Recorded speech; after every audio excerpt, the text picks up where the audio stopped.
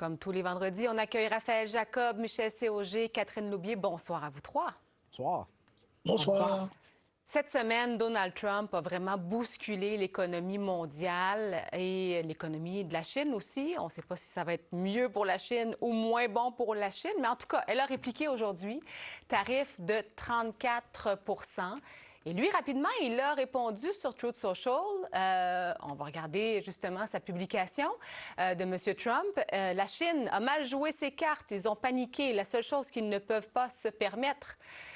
Qu'est-ce que vous en pensez, Raphaël? On est dans le flou, d'abord et avant tout. Et on est dans le flou, ne serait-ce qu'au niveau de la négociation. Est-ce que c'est ce qu'on vise? Est-ce que c'est ce qu'on vise pas?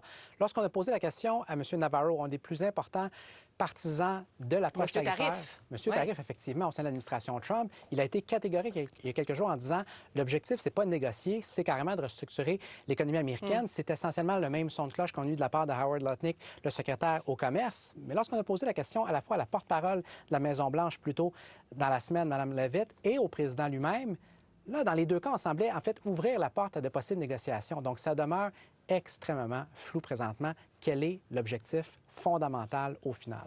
Négociation avec la Chine ou avec tous les pays? Si vous me posez la question... Oui. Aucune espèce d'idée. Bon, la Maison-Blanche ne s'entend pas elle-même à l'interne. C'est pas moi qui vais vous donner une réponse catégorique ce soir. Catherine, c'est impossible de vous répondre. Michel, est-ce que vous le savez, vous? Si je le savais, je pourrais faire de l'argent en bourse et je ne le sais pas. Ben, voilà. Écoutez, il y a un aspect guerre des nerfs dans une guerre commerciale. Il y a un aspect de est-ce qu'il va bouger, est-ce qu'il ne bougera pas. Il y a de bonnes guerres pour M. Trump d'envoyer un tweet en disant ils ont paniqué, c'est eux autres qui ont fait le premier pas, il n'aurait pas dû.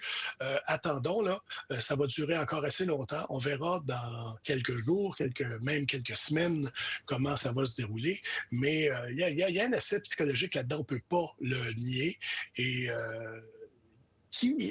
les investisseurs à la bourse, bien sûr, sont un joueur là-dedans. Est-ce qu'eux vont vouloir que ça dure longtemps? Est-ce qu'eux vont avoir les nerfs solides? Ça, c'est une autre histoire. Catherine? Oui, c'est l'équilibre entre, finalement, ramener la production, la prospérité aux États-Unis et en même temps, tout ce brassage-là de chaînes d'approvisionnement va faire augmenter les prix aux consommateurs. Donc, c'est de jouer là-dessus dans le court terme pour avoir des gains à long terme. On le sait, M. Trump a voulu faire ça parce qu'il a dit hey, un instant, pourquoi l'Amérique paye pour tout le monde? Pourquoi l'Amérique défend tout le monde? Et en retour, on se fait arnaquer. Ça, c'était son motif pour faire ça. Là. Donc, aujourd'hui, oui, exactement, sa ligne. Donc, aujourd'hui, tu sais, il a fait une grande dislocation économique avec tous ces tarifs-là. Quand on regarde une carte du monde puis les tarifs, on voit quand même qu'il y a un narratif qui se dessine. Et le Vietnam, aujourd'hui, selon une publication X ou Truth Social de M. Trump, a dit, selon lui, on va laisser tomber tous les tarifs, on retourne à zéro. Et là, il a pris ça comme une victoire. Donc, c'est vraiment un coup un coup de filet mondial. Et il faut lui donner ça. Il y a quand même un effet immédiat dans l'économie mondiale. Oui. Il y a des réponses. Il y a des pays qui choisissent de répondre, d'autres qui se gardent une gêne et disent on est mieux de ne pas mettre de l'huile sur le feu. Mais à la fin de la journée, il y a un problème fondamental aux États-Unis. Et le problème, c'est qu'ils ne produisent plus beaucoup de choses au niveau domestique et c'est ça qui veut changer. Puis c'est un problème, il faut lui donner ça, là. C'est un problème. Mais à quel coût? Parce qu'on va aller entendre ensemble Jérôme Powell de la Fed, puis on va revenir après. While uncertainty remains elevated, it is now becoming clear that tariff increases will be significantly larger than expected. And the same is likely to be true of the economic effects, which will include higher inflation and slower growth. The size and duration of these effects remains uncertain. While tariffs are highly likely to generate at least a temporary rise in inflation, it's also possible that the effects could be more persistent. Donc, l'effet est plus important que prévu. L'inflation va augmenter. On ne sait pas si c'est de façon temporaire. On n'arrête pas de dire, puis on vous entend, entre autres, Raphaël, dire ben c'est les Américains qui vont lui envoyer un signal. Potentiellement. Mais là, la question va être de savoir quels Américains et lesquels Donald Trump écoute, lesquels il n'écoute pas ou l'écoute moins. Et ce que Catherine mentionnait il y a un instant, c'est important de le comprendre d'un point de vue politique. Donc, évidemment, il y a les répercussions économiques, mais elles ont des implications politiques fondamentales, et je vous soumettrai qui sont rarement bien expliquées. C'est-à-dire que le calcul qui est fait, et je vais être le premier à dire, c'est un calcul qui est extrêmement périlleux d'un point de vue politique, loin de vous dire que ça va fonctionner, mais le calcul que M. Trump fait présentement, le pari politique qu'il fait, c'est de dire, je vais peut-être perdre des investisseurs en bourse, des actionnaires, des présidents d'entreprises, des gens qui très souvent, en fait, traditionnellement, votaient républicains. Mais en retour de quoi? Mais regardez simplement qui était présent, littéralement, sur place à la Maison-Blanche, lors de la fameuse annonce cette semaine. On voit certaines images, on avait des travailleurs de l'auto. Et qui est-ce que le président a senti besoin de faire venir sur scène? La symbolique, elle était extrêmement évocatrice. On a fait venir un travailleur du comté de Macomb, au Michigan. Le comté de Macomb, je vous fais ça en 30 secondes, c'est un comté dans le nord de la région de Détroit, qui est très symbolique depuis les années 80, parce que ça avait été historiquement démocrate. On a commencé chez les cols bleus, chez les travailleurs, à voter républicain sous M. Reagan. On est redevenu démocrate et devinez qu'est-ce qui est arrivé avec M. Trump, notamment en novembre dernier. On a eu la plus grande victoire pour un républicain depuis les années 80 et l'ère Reagan. Donc, autrement dit, le calcul qui est fait par Trump, c'est de dire, je vais peut-être perdre des électeurs républicains, mais je vais aller chercher des ouvriers qu'on ne voit presque jamais dans l'espace public, mais qui vont voter enfin pour le Parti républicain. Encore une fois, je ne vous dis pas que ça va fonctionner, mais c'est ça le calcul qui est fait. En tout cas, en Californie, le gouverneur démocrate, bien sûr, lui, a aussi publié aujourd'hui sur X. Il dit, on ne va pas rester les bras croisés, là, Gavin Newsom. Nous représentons 14 du PIB des États-Unis. Nous sommes la 5e économie mondiale, et c'est un État, d'ailleurs, c'est là où vous vivez, Catherine. Nous n'avons pas peur d'utiliser notre pouvoir de marché pour lutter contre la plus grande hausse d'impôts de notre vie. Que peuvent faire les États, Catherine Loubier?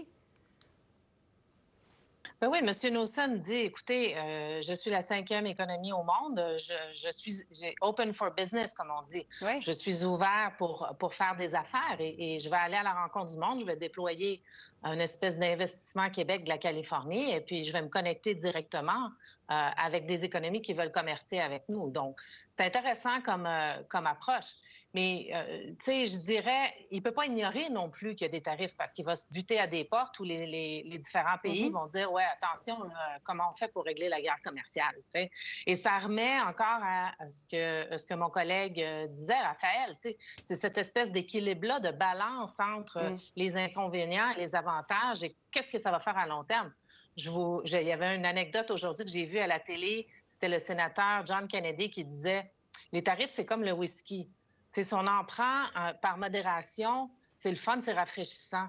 Mais si on en prend trop dans les mauvaises circonstances, on va devenir ivre comme un bouc et rien n'ira plus. Là.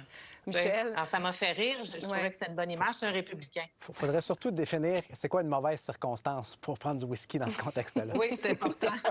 C'est un autre débat, ça, On n'entrera pas là-dedans. Mais Michel, on a n'y va raison. pas là. Mais M. Newsom peut dire ce qu'il veut. D'abord, il n'y a pas de banque centrale, M. Newsom. C'est un gouverneur d'État. La Californie est la 5e économie du monde, mais je veux dire, il n'y a pas, pour une expression qu'on utilisait souvent en politique québécoise, il n'y a pas le coffre d'outils. Alors, ça fait une différence. Le danger pour M. Trump, le danger imminent et immédiat, c'est l'inflation. Il a gagné son élection essentiellement sur la question de l'inflation. Il ne peut pas se permettre à ce que... Là, il a fait de grands discours sur les douzaines d'œufs qui ont baissé. Là, le prix des œufs a baissé. Il ne peut pas se permettre que le prix du poulet, le prix des œufs et tout ça se remettent à monter et rapidement. Et c'est un des dangers d'avoir des tarifs comme il l'a fait. Alors, il faut qu'il soit très, très prudent. C'est pas juste... Et l'autre histoire, c'est bien beau avoir amené des travailleurs de l'automobile avec lui sur le gazon de la Maison-Blanche. Le problème est, il ne faut pas l'oublier, les États-Unis sont pratiquement à plein emploi actuellement, à 4 de chômage. Même si Ford ou GM décident d'ouvrir une nouvelle usine au Michigan, qui va aller travailler là? Il faut trouver des travailleurs, ben oui. Il va falloir trouver des travailleurs. Et en plus, on met dehors des immigrants illégaux qui étaient là quand même depuis plusieurs années et qui participaient à la vie économique. Alors, mettez tout ça ensemble. Il y a plein de dangers dans cette situation actuelle-là pour M. Trump. Il dit qu'il va gagner, tant mieux pour lui, c'est pas sûr. Un mot, dans le très, très court terme, on se parle de risque. Michel mentionnait le risque par rapport à l'inflation. On a un sondage du Wall Street Journal qui a été publié dans les minutes qui précèdent notre entrée en ondes. C'est environ les 3/4 des Américains qui jugent présentement que ces tarifs-là vont faire monter le prix des biens et services. On verra si ça va s'avérer, on verra le prix politique à payer ou non, mais dans le court terme, encore une fois, c'est risqué. Oui, puis c'est ce que disait aussi Jérôme Powell, en fait, tout à l'heure, comme je vous le disais. Il y a eu en début de semaine des élections. C'était un premier test, d'ailleurs, pour Donald Trump, au Wisconsin, à la Cour suprême de l'État. Puis en Floride aussi. On va commencer par le Wisconsin parce que là, c'est la démocrate qui a gagné malgré tous les investissements de Elon Musk. Raphaël, ça, c'est un message qui a été envoyé quand même. C'est un message. Je ne sais pas à quel point vous voulez parler des courses en Floride. Personnellement, je prendrais mon temps d'antenne vraiment pour me concentrer davantage sur les deux courses en Floride, à la Chambre des représentants. Où les républicains ont gagné, mais vraiment, l'écart s'est rétréci. Et c'est là que c'est vraiment pertinent. Parce que sans entrer, encore une fois, dans trop de détails granulaires, c'est important, je crois, de l'expliquer en quelques instants. Dans la première circonscription de la Floride, qui englobe essentiellement le nord-ouest de l'État, qui donne sur l'Alabama, la région de Pensacola, il y a un comté qui est à l'extrême ouest, extrême nord-ouest de la Floride, qui s'appelle le comté d'Escambia. Au niveau présidentiel, vous savez, c'est qui le dernier démocrate qui l'a emporté? John Kennedy. Et là, je ne parle pas du sénateur actuel de la Louisiane, je parle de l'ancien sénateur du Massachusetts, qui s'est fait élire, évidemment, en 1960. Pas mon whisky, là. Non, exactement. Si on le prenait, c'était peut-être dans d'autres circonstances, l'ancien président Kennedy. Et là, le candidat démocrate a remporté ce comté par 3 points de pourcentage. Ça vote jamais démocrate. Ça n'a pas suffi pour qu'il remporte l'ensemble de la circonscription, mais ça a basculé de façon monumentale par une quinzaine de points dans les deux circonscriptions. On dirait que ce sont des élections dites spéciales, donc par définition, elles sont spéciales, elles sont particulières. Ce sont des élections que nous, on qualifierait de partielles. Et reste que ça envoie quand même un signal, je crois, assez fort en début de mandat à l'administration actuelle. Catherine? Oui, c'est ça le danger. C'est vraiment ça, Raphaël l'a très bien expliqué. Puis je pense que ce qu'on a vu cette semaine, tu sais, aujourd'hui, M. Trump disait le patient est encore vivant, on a opéré le patient vivant, mais les démocrates, on a vu dans les derniers jours, ils sont encore là, Ils sont là, ils ont signé une lettre au Congrès, une soixantaine de démocrates, pour dire attention, on ne veut pas que les tarifs sur le Canada viennent nuire aux États-Unis. Il y a eu cette fameuse loi bipartisane, démocrate et républicain, sur le même thème, qui est assez symbolique, mais quand même. Et il y a mais c'est rien. Tu sais, je veux dire, c'est rien comparativement avec un événement comme Raphaël vient de décrire. On aurait dû voir beaucoup plus d'énergie des démocrates. On aurait dû les voir remonter à la surface, avoir un plan clair, avoir des candidats pour les mi-mandats. Je veux dire, on n'est pas là. On n'est pas là. On voit qu'il y a un mouvement, mais je trouve que ça manque d'énergie, d'équipe et de... c'est pas résolu. Comme mouvement, là. Ça commence un peu. Même si on a vu Barack Obama pour la première fois depuis l'investiture, Michel? Oui, mais les anciens présidents, traditionnellement, ne se mêlent pas trop de la politique. C'est une tradition américaine bien établie. Ce qu'on a vu cette semaine, par exemple, on a parlé rapidement du Wisconsin. D'abord, dépenser quelque chose comme 6 millions de dollars américains pour l'élection d'un juge, c'est quand même complètement inusité, mais... Ce qu'on a compris que les électeurs du Wisconsin ont fait, c'est de dire « Elon Musk, tu ne peux pas nous acheter ». Et ça joue sur toutes sortes de choses, y compris sur le futur de M. Musk à la Maison-Blanche et à Doge, parce qu'à un moment donné, c'est bien beau les coupes paramétriques, là. Aujourd'hui, on a, par exemple, mis à pied 150 000 travailleurs du Internal Revenue Service, l'équivalent du ministère du Revenu. On n'a pas dit c'est les pires, c'est les moins bons, c'est tout. On en veut 150 000 dehors, vous sortez. Des coupes comme ça, à un moment donné, ça devient un problème pour l'administration. Et c'est ça qu'il va falloir doser pour M. Musk, mais surtout pour M.